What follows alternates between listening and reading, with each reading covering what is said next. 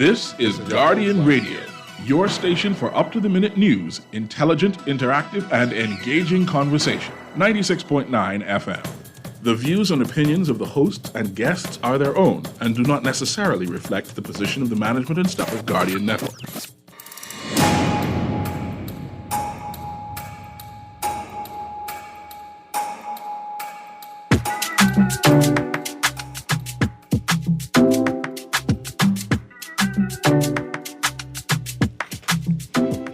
Good morning this morning. It's C.A. Nuri, and guess what? It's on the clock. It is Tuesday, the 14th March, 2023, and on the clock we engage organizations, institutions, social and cultural leaders, and ordinary people to better understand the impact of public policy, private sector development, and emerging social and consumer trends. On the clock, we have conversations that help us understand and navigate a rapidly changing Bahamas. And today, it is I who's on the clock, and Erin Greene is actually on Zoom. Of course, we know that Erin Greene was fighting Chick Chinese, and of course, we know that she had an accident and broke her foot. So she's on Zoom, and she's going to be leading the charge today. I'm just in studio helping her out, and making sure that Erin is connected. Erin, are you there? Good yawning this morning, Mr. Nuri and Bahamas. How you doing? I'm doing well. How are the Chuck Chinese on your part of the ocean? Listen, they under heavy manners on this side, or they are under heavy manners, but we are making it forward. I'm glad you're still in good spirits. But I have your guest in today, and I know you invited him in to speak about a Bahamas Crisis Center presentation that they're having, from boys to men. And I just want you to lead the charge and fully explain what is it that's happening with that. Yes, ma'am. Absolutely. Good morning, Mr. David Williams. Good morning, and sorry to hear about your accident. No worries. Listen, you're going to feel far more sorry for the Chichanis once I'm done. Okay. I want to say good morning and thank you for joining me this morning.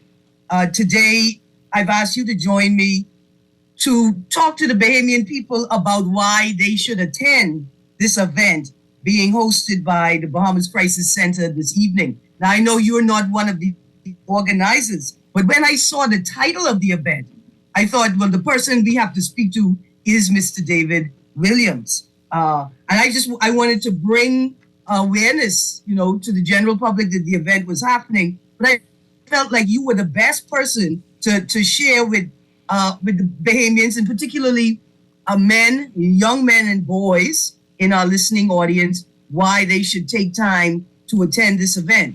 But before we get there, I just want to do a tiny little bit of housekeeping, if you don't mind, some positive news. I want to say congratulations to Team Boost Academy, and that includes Dara, Zion, and Shanton, for participating in the World Scholars Cup over the weekend.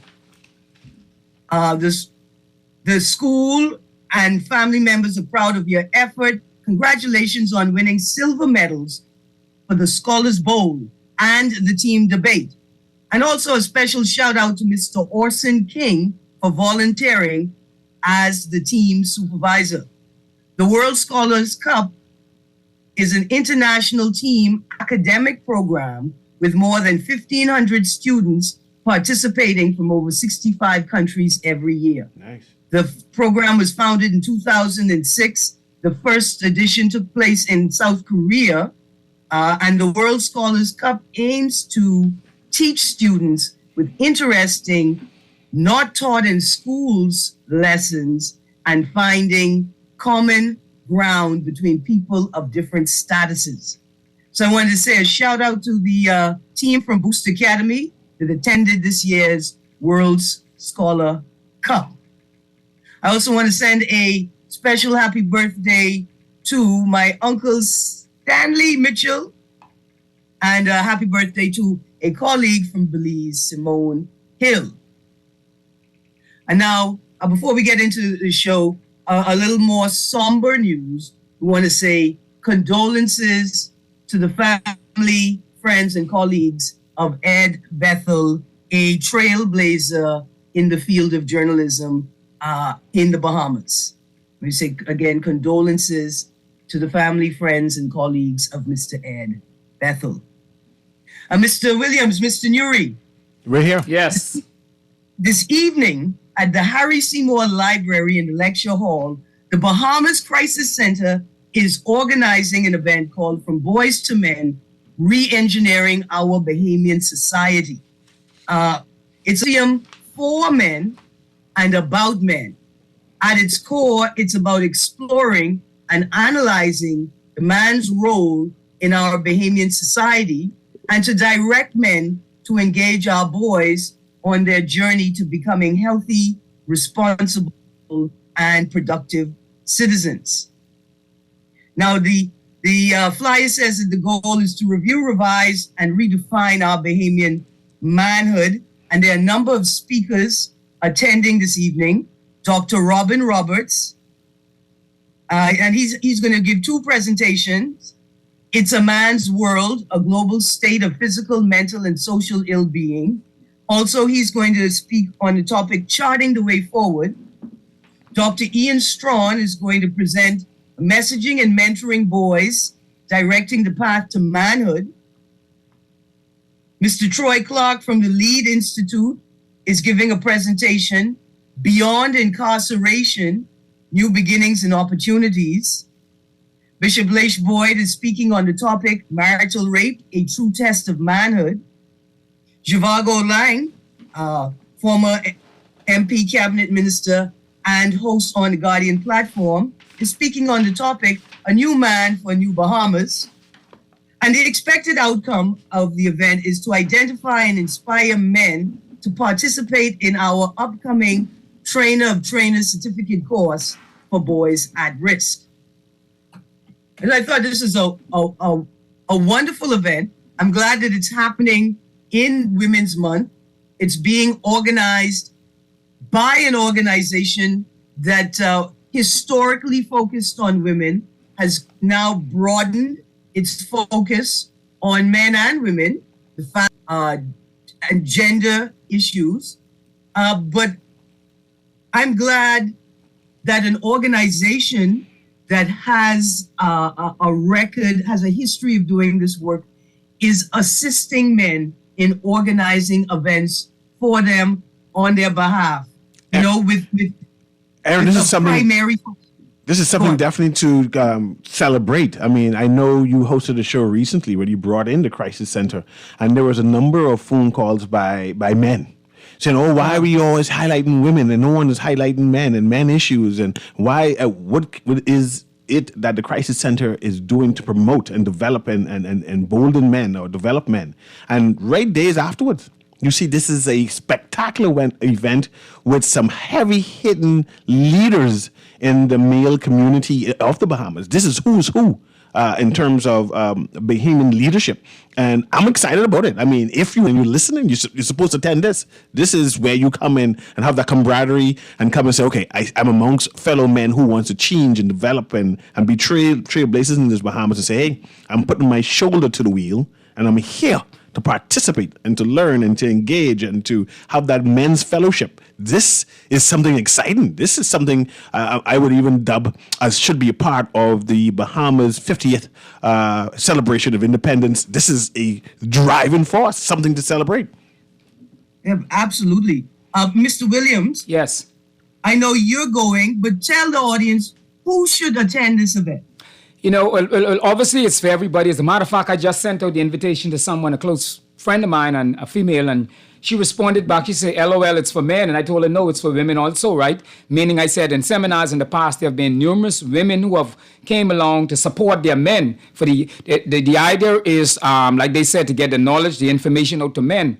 But of women also have come out, and we want to encourage women. But primarily, we want to encourage our men departments, our men's organization to be a part of it. I got my initial training actually from Dr. Robin Roberts and a Train the Trainers program in 2017. I remember that's the first time I got involved. And Dr. Robin Roberts and Justice Ruby Norwich, they were the ones who led the initial training. So ever since then, I got opportunities both locally and nationally in this training in terms of re-engineering boys to men. But to answer your question, we're encouraging as much men as possible to come out. But I also want to say this, the Department of Gender has now have a men's desk coordinator who sits in the position of Bishop Chadwick James. And we're having numerous meetings for a number of events in regard to men. And next month, we're planning an event. We'll hear more about it later, but I want to put it out there. This coming Thursday, 6 p.m., we're inviting all the Department of Gender and Family Affairs in the Social Services Building, 6 p.m., because what we want to do is we're trying to bring many men organizations together to initiate and to substantiate programs. It's not a new organization now. It's just the men's desk is supporting men's organization, right? And so I want to encourage as much men's groups, men's organization to be a part of it. I plan to, Lord's willing, to be out tonight. I want to come for the information. I'm always seeking knowledge, especially anything that relates to men and boys. I'm constantly getting invitations. As a matter of fact, now I'm at a point where it's too much to speak at schools, to speak at events. As you and Cecil know, my passion is prison ministries. That's a regular place. I am there at least sometimes once, twice a week, sometimes 3 times a week. And so I just want to encourage as much persons. And what is so important, yesterday, amazingly, I was in a space and I met a gentleman and he said, Mr. Williams, I know you. And I said, yes, from where? He said, prison. So looking at the gentleman, right, and sizing him up, so I said, officer or resident? So he said, resident. I said, okay. And so he shared his experience. But I said it to say, it moved me because Cecil and Erin, when he talked about the experience, right, he said, first, I want to thank you. I want you to know that you've been encouraging me and many others, and I just want you to know so you don't feel discouraged. Because sometimes when you go into prison, you do get discouraged, and you wonder if you're really making a difference. But anyway, he shared, he said, but it was a degrading experience to me for what he went through, right? And he gave a classic example, and I'll say it. He said where he had to be stripped and searched. And this young man said to me, this brought tears to his eye. And there's a person, considerable height, size, and whatever. And he said, this brought tears to his eye. But I say all of that to say this, that I want our men and our boys to think, when you think about the things you get involved with, it goes beyond that. Because you see, we as men, I can speak for the men and the young boys, we commit crimes and we do things not really thinking about the consequences. And then when we get there, and I can speak from my experience from sitting down, like how I am here with you, Cecil, in the front of me, Erin is on Zoom. And I listen to their story, and I hear and you recognize one poor choice, one mistake, or whatever you call it.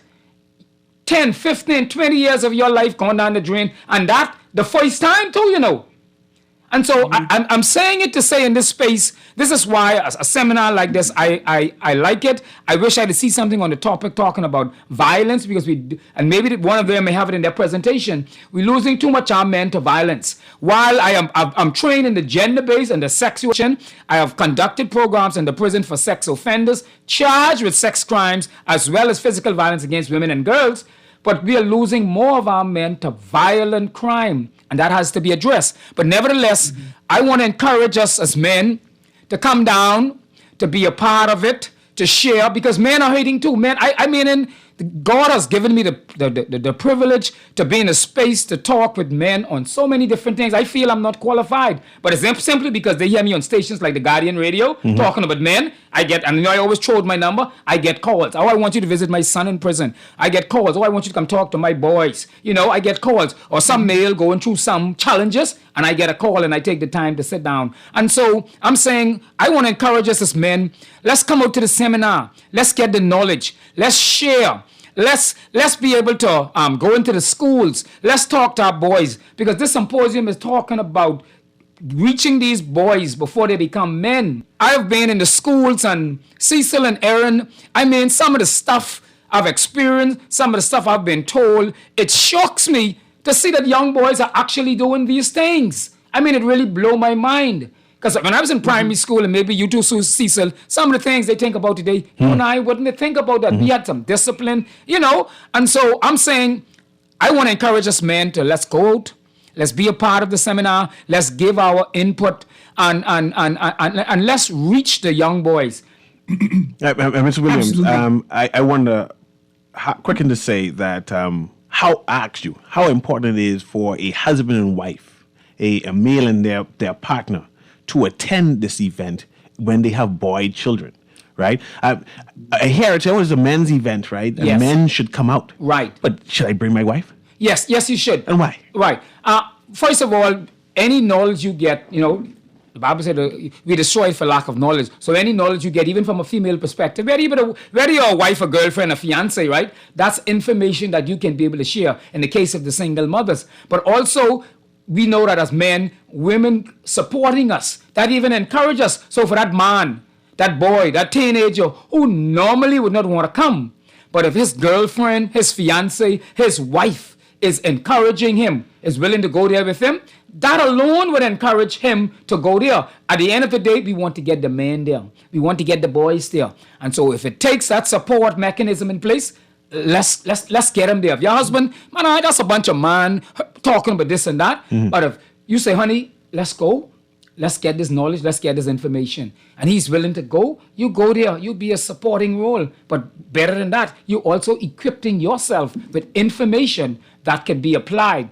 I agree. I'm a one who is a strong proponent, and I always give the statistics, because when I did my 100 men I spoke with on maximum, and 80 of them raised their hand and said they grew up without a father.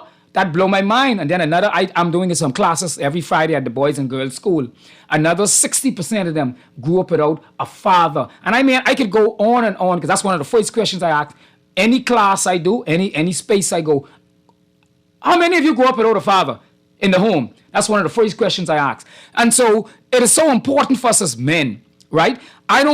For me, I'm not concerned about your past. I believe, and this talk about a new beginnings, a new start. I'm looking at today. Today is a new start. You are equipped with information, you're equipped with knowledge. And as a result of that, you can be able to use that information to help yourself. I was in Turks Island last week, and I had an opportunity to meet with a young lady. We just were talking, and she ended up going into this domestic situation. And then she messaged me back and said to me, if the person wanted to meet with her, right? I said to her, why would you want somebody who has perpetrated physical violence on you more than one time? Why do he ain't asking you to drop the case? He want to meet with you. And I said to her, aren't you concerned about your life? Why would you want to meet with someone like that? So I'm saying that young man needs help. Right? Of course, she didn't tell me who it is, because I would have called him right there in Turks Island. I was in Turks Island. I would have called him and just have a conversation. But she didn't want to share with, who the person is. So I'm saying, as men, we need to come out to seminars like this. We need to be equipped with the knowledge, not to judge. We're not there to judge. This is why I believe I was called the prison ministries, because I don't judge people. A lot of men in front of me, I know what you're there for, but it's not to judge you. It is there to help you, to equip you. I'm not saying that, Erin. I'm not saying I know it all. I'm not saying that, Cecil. All I'm saying is, for the 20 years, the experience that I have gained, the knowledge and wisdom, I'm always seeking knowledge and wisdom, and I'm willing to partner with others so that we could share and we can reach the boys and put a stop to it, or at least do our part before the man. Absolutely. Thank you so much, David. I would say people who should attend, if you are interested or thinking about running or working with a mentoring program, you should attend this event. If you're interested in funding or supporting youth and boys specific programs, you should attend this event. If you work with young boys and girls, you should attend this event. Even if you don't intend on participating directly, you should come sit on the sidelines, listen in. Mothers, female primary caregivers, attend this event. Get a sense of how men interact with each other. What is important for men and boys. Just observe, and you can glean so much from body language, how men interact with each other. What is comfortable, what is uncomfortable, when you're trying to create an environment in which your boy child can have the best personal development. I think it's a fabulous event. And I want to say thank you to the Bahamas Crisis Center for using its multitude of resources to organize with men and on behalf of men. Erin, before you go, change subject and transition, Yes. remind us of the dates again and time and where everyone, all men, all women, supposed to come and attend this. Like I say, I have this as something that should be celebrated as part of the Bahamas' 50th independence celebration, because this is a grand event, particularly because of who is contributing to this event. Yes. And I want you to remind people who are contributing, to call the names so we can understand and appreciate, hey, this ain't ordinary. The panel is VIP oriented. Absolutely. So today, Tuesday, the 14th of March at 6 p.m., at 6 to 9 p.m. at the Harry Seymour Library. That's on the UB campus. And that's on University Drive side or the Thompson Boulevard side. Tonight, 6 p.m., the speakers are Dr. Robin Roberts, Dr. Ian Strawn. He is now, I think, president in charge of UB North Campus. Bishop Leish Boyd, Zhivago Lang, former MP cabinet minister, and Dr. Robin Roberts again. He's going to be giving 2 presentations. Oh, I'm sorry. And Mr. Troy Clark from the Lead Institute.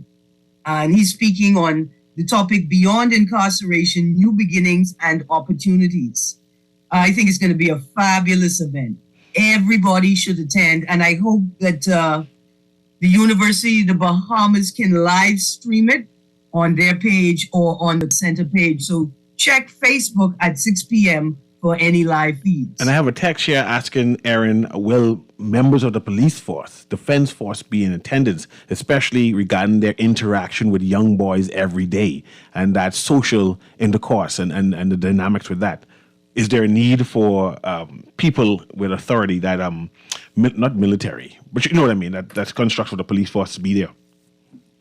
Oh, yes, absolutely. I hope that a formal invitation has been sent out to all of the uniformed forces. I'm not certain, I'm not one of the organizers, but they should attend the event.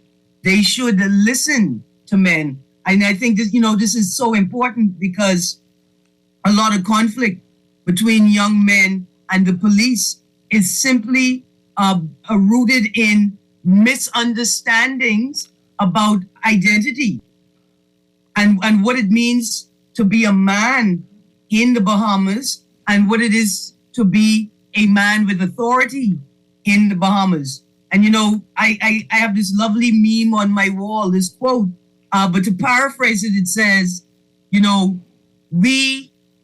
2 types of respect.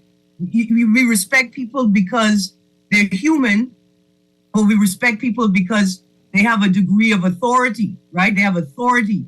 And for some people who have authority, what they're really saying to you is, if you don't respect me as an authority, I will not respect you as a person, right? And so it would be great for police and uniformed forces to be there so we could talk, and so they could talk, right? The them could talk in that space. The difference between respecting somebody because they are a human and respecting somebody because they are an authority, right? And I think that'd be such a powerful conversation for Bahamian men to have, especially younger men and older men together. I see someone asking that the program, this lecture needs to be brought to Grand Bahama to rehabilitate the men in that area. With Mr. Zhivago Lang, Dr. Ian Strawn, and Mr. Troy Clark on the panel, without a doubt, this conversation can be brought to Grand Bahama. Yes. Erin, I just want to give Mr. Williams time to just say what was on his agenda for the upcoming, given that opportunity before we transition. Oh, absolutely. Right. Absolutely. One other thing I'll say, this is not related. I look in the papers this morning, I see that they're honoring 50 women for the 50th anniversary. And my question was, why weren't we honoring 50 men? We could do that too. Yeah, but they should have done it. 50 men for the 50th anniversary. Just how we honor the women, we should do it for the men. I just thought to share that. But so as I was saying, I will be there tonight. I am encouraging men, Lord's willing, to come out, young boys to come out, be a part of it. I have I support the Crisis Center with programs before in the past. I spoke with Dr. Sandra Dane Patterson before. and Mr. Mike, I forget the gentleman, Mr. Michael from the Rotary, the Road to Peace. I don't remember his name now, but we would know him. He's very popular. So I do support them. I have no problem supporting them, and I will continue to support them. But I also want to remind folks that Thursday, the Department of Gender and Family Affairs has now have a male desk coordinator. We're meeting there Thursday, 6 p.m. We're inviting you to come down, be a part of it as we're planning the launch of the men's desk officially with a major event. You'll hear more about it afterwards. And so I just want to encourage us as I end that to remember that as men, I'm a firm believer that God has called us as leaders to be the leaders in the home, and that the situation in this country will not change until we as men get back to our rightful role as priest, prophet, king, provider. And as the men get back into our homes, we lead our families, because so goes the men, so goes the community, and so goes society. Encouraging everyone, have a wonderful day, and thanks for the invitation. Absolutely. Thank you, Mr. David Williams. And I reach out because I know whenever there's a call to support men and men's work, you answer the call. Thank you so very, very much. We're going to take a short break. This is On the Clock with Erin Greene. We'll be right back.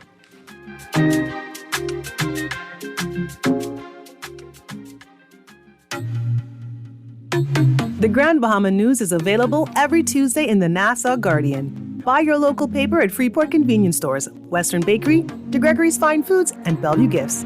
Want to reach your Grand Bahama customers? Then call Barefoot Marketing at 827-4578 or message them for ad rates via their Facebook page. Advertising opportunities now include classified ads too. Keep up with all the latest Grand Bahama news in the Nassau Guardian newspaper every Tuesday.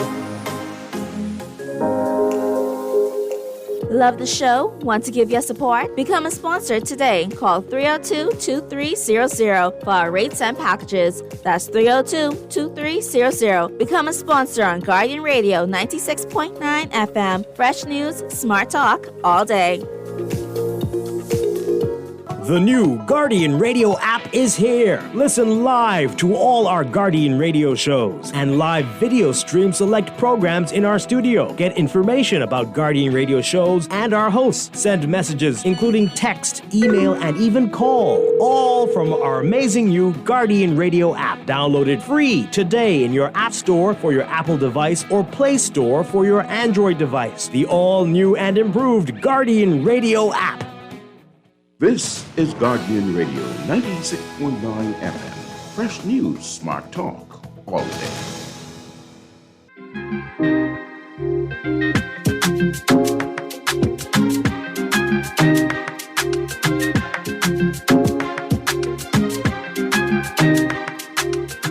And welcome back to On the Clock with Erin Greene. This is C.A. Nuri, and I'm in-house while Erin is in via Zoom.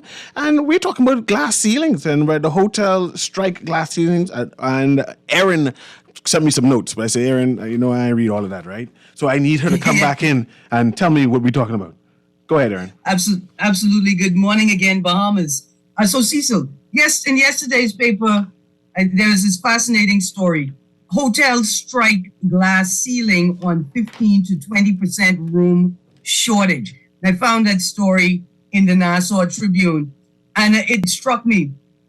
If I could read just briefly from the article, the Bahamas may be unable to fully meet tourism demand for 12 to 18 months due to a room shortage caused by up to 15 to 20% of available inventory being taken offline, a senior hotelier has revealed.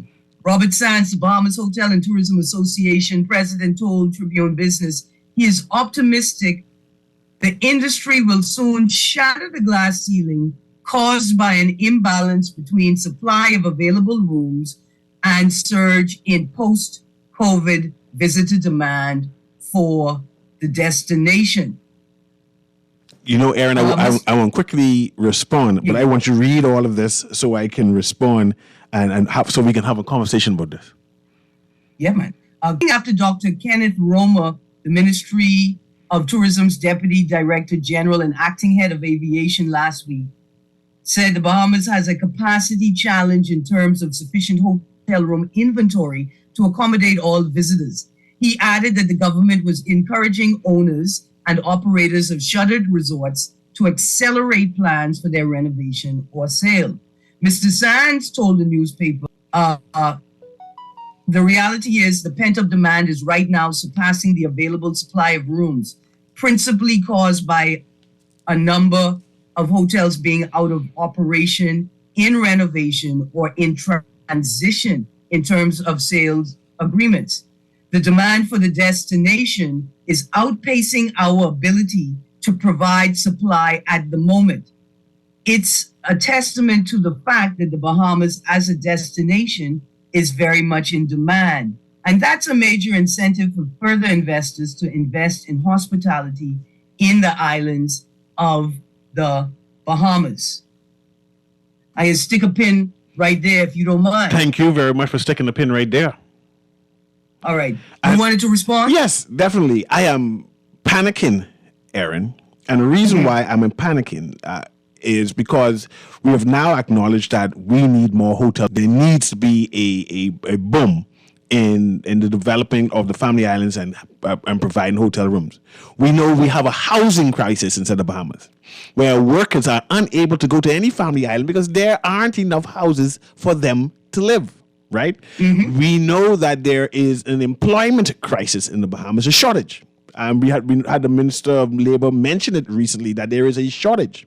And I hear this subtle plea that more rooms need to be provided. And I'm asking again, appreciating the show that we had yesterday, who are we building tourism for?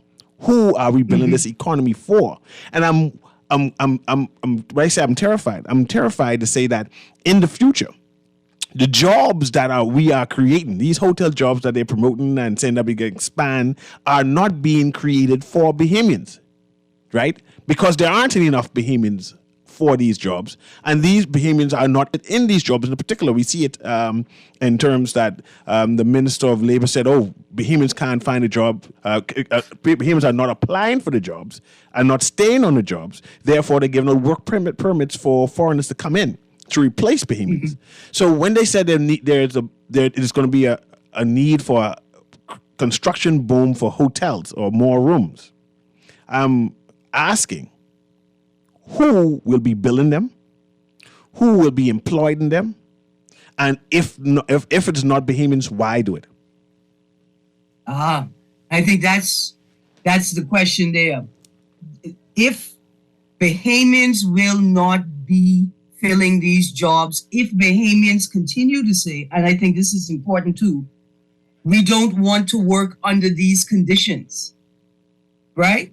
If Bahamians are saying, don't we have laws to protect us from these working conditions? Why is the government insisting on engaging this type of foreign direct investment?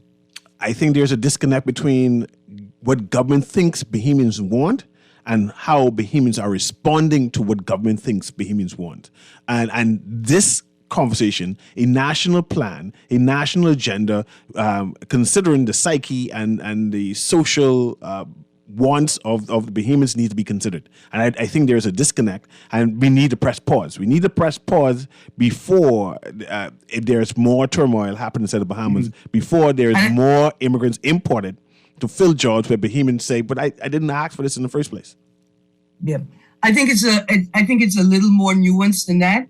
I think that the government knows what Bahamians want, right?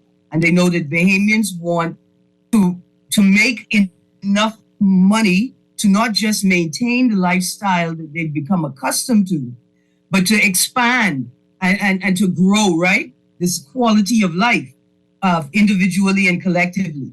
And I think we agree on that. I think the disconnect is, how do we do that? And who is going to do it? And I think that is where the disconnect is, as well as your primary position, which is, why are you attracting these types of jobs if it is blatantly clear or pellucidly clear, as we like to say, that Bahamians don't want these jobs. They don't want to live or to work in the conditions associated with these jobs. And I see the article mentioned the family islands, said that they're encouraging investors to expand and how new on the family islands. Recently, again, I'm reminding the audience and you, of course, that the Minister of Labor just had a report regarding persons who went to jobs on the Family Island and have returned back to New Providence and said, man, they ain't doing it no more. They ain't interested in going. And we know that the Family Island, there is a brain drain. There's a shortage of the population. There aren't enough workers on the Family Island. So the question is, and the question I continue to push, who are we building these or creating these jobs for? Who will be working at these structures, these new hotel structures when they're built? If I could throw some more questions after that, right? Particularly focused on the Family Island, the questions that have to be asked that should have already been detailed in a national development plan or a national tourism development plan or a national infrastructure development plan. How much tourism can the Family Islands absorb or tolerate, right? Is public infrastructure growing with the pace of development? Can you have a mega resort without a mega clinic or a small hospital? Are locals competing with tourists for housing on the Family Island? Because, sometimes we think that it is the pay, right? We think that it is the pay that deters people from coming to the island. Sometimes we think it's the living condition. Oh, these people don't want to live in an apartment or shared living spaces. They want houses and single home family structures. But in most instances, people want to know that they can go to a clinic if something happens, right? That's the determining factor. People want to know that they'll have consistent and reliable internet service. And that's really the determining factor. Somebody is going to transition to a Family Island for work. And then the question, we know that we have a brain drain, but to what extent are locals on the islands competing with tourists and Airbnb and private rental ventures for housing opportunities?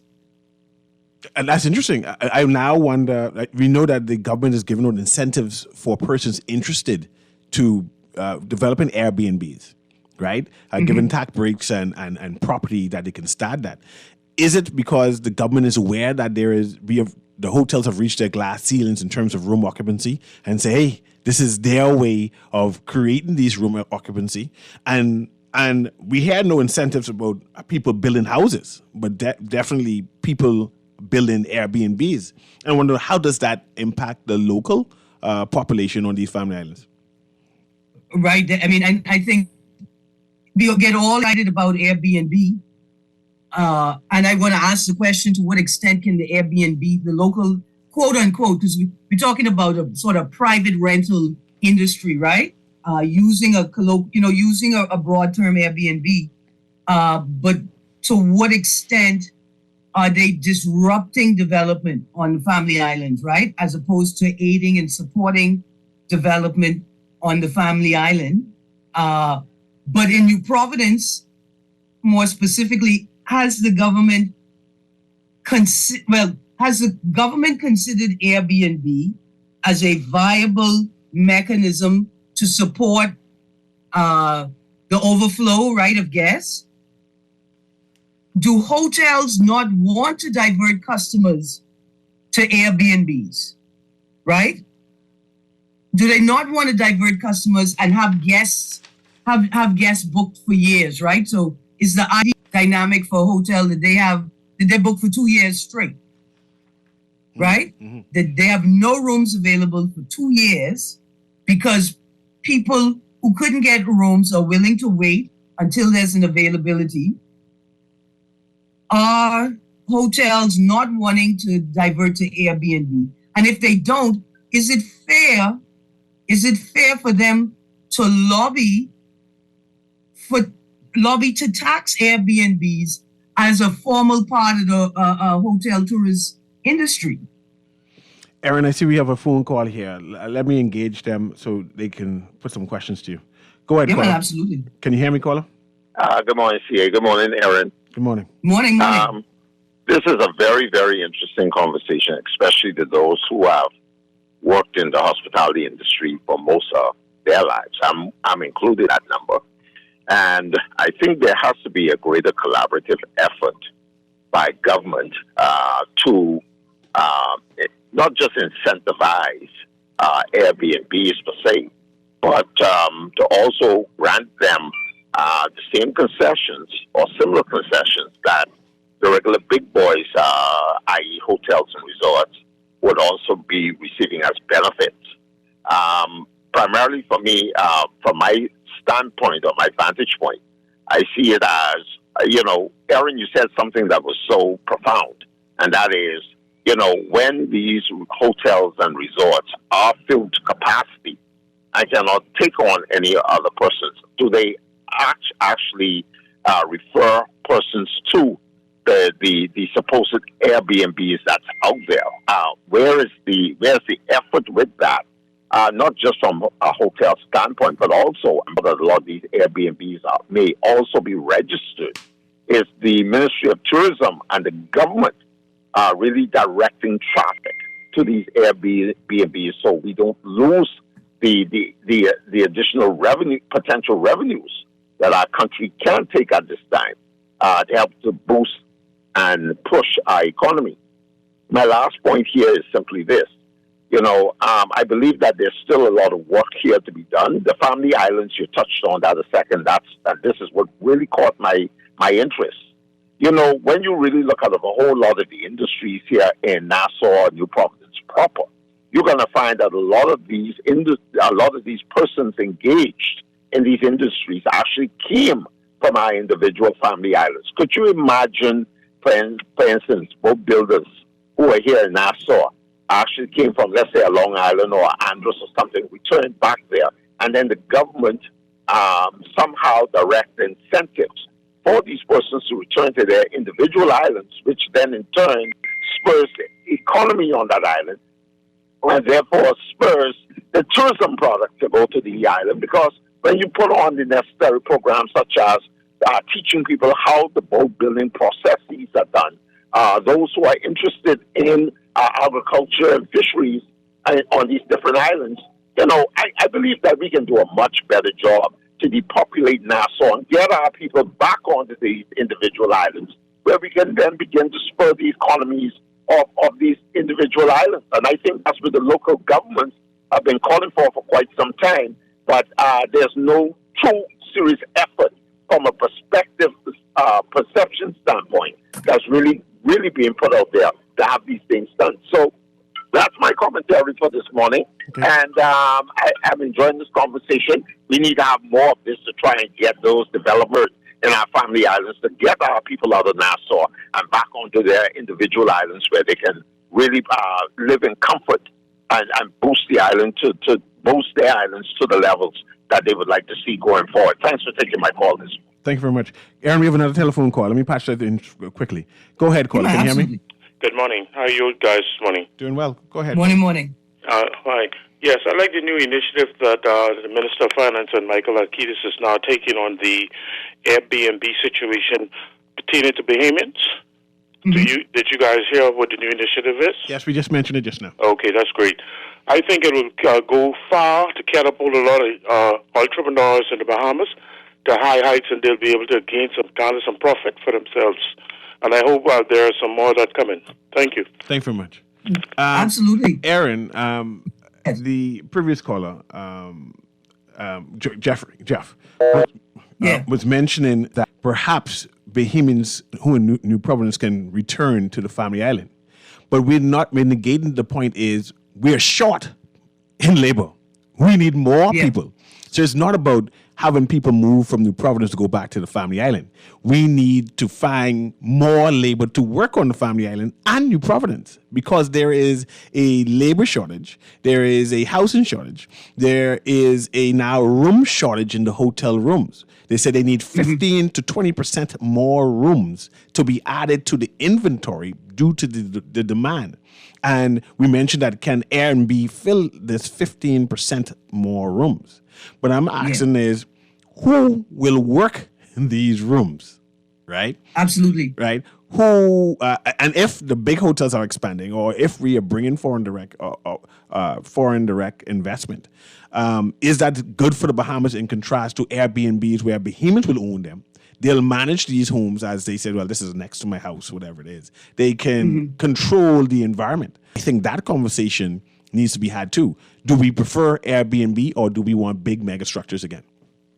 Right, absolutely. I think at this point, everybody should be aware that, first of all, you can only have a limited number of mega structures based on your population size. So no matter what your population size, you're limited, right, by the dynamic of how many of those you could have. We got a minimum of 2, right? Like we got 2 right now. Yeah, but I don't think we need 3. any 3. We don't need any more mega structures at the moment. The question is, how do we capitalize, right, on the mega resorts? How do we capitalize on them to our benefit and to the benefit of our subsistence culture living, right? So we can create culturally sustainable, small size enterprises that feed off of what the mega resorts generate. That's one part of it. The second thing I sort of want to respond to is this, which ties in the point that Jeff made about people moving back to the family islands. I appreciate your critique of that. I think you're both headed in the same direction.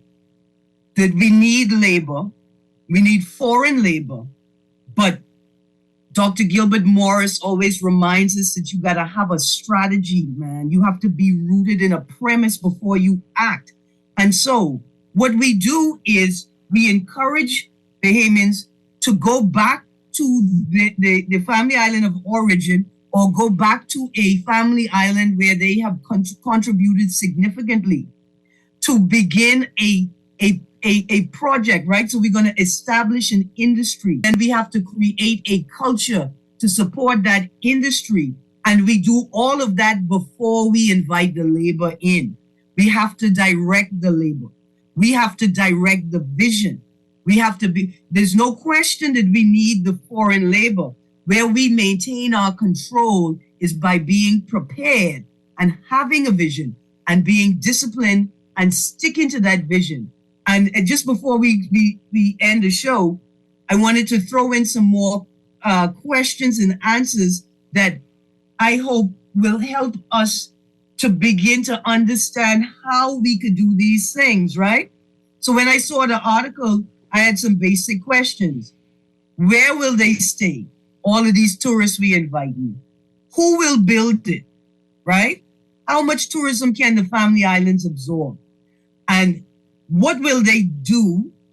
And then the last question is, how to turn a cruise passenger into a heads in beds guest, right? So to turn a cruise passenger into a heads in beds guest, you recognize that every moment a tourist spends in Bahamian territory is an opportunity to advertise your experience and to convince them why they have to come back to the Bahamas for a longer stay.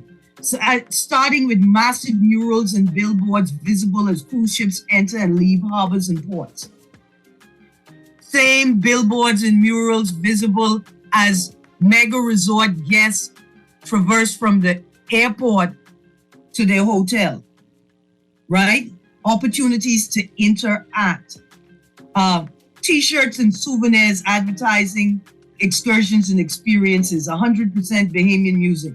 But we have to give people cohesive and continuous experiences, right? So what will they do?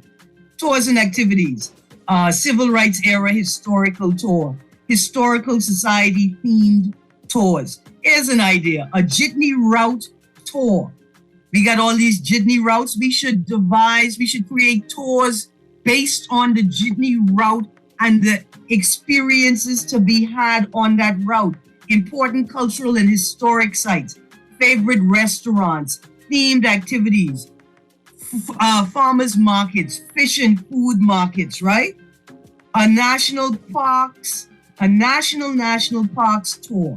inter-island and intra-island tours, excursions, and travel supported by multi-resort travel and transportation packages, right? Regular flights, ferries, and mail boats timed with inbound and outbound international flights. Mr. Nuri, you could imagine a tour called the Bahamian Heritage Inter-Island Tour. That's how you turn Erin, a passenger. I need to make sure I have a show on this in general. And of course, we need to get you on a board. We need to lobby to get Erin Greene on a board. The ideas that she has, it's just continuous. But anyway, it's 11:02. It's 11:02. We got to transition to the next show. But we need to get Erin Greene on a board. I mean, every day you're giving up. People one more idea before we shut it down. You see everybody like these scooters, the three-wheelers and the four-wheelers. We should have already had a Trikes, Trails, and Treks tour from New Providence straight through the archipelago. You could load up your three-wheelers and your four-wheelers on the mail boat. You travel from island to island, Trikes, Trails, and Treks. Just a little imagination, right? Because we can house them, we can feed them, we can clothe them, we can entertain them, because we know we can feed, house, clothe, and entertain ourselves. And that's the mark of a sovereign nation. It's 11:03. It has been On the Clock with Erin Greene. And of course, this is C.A. Nuri. I'm in-house as Erin via Zoom. And I might have to make Friday available for Erin to hash out these tours. Have a wonderful day.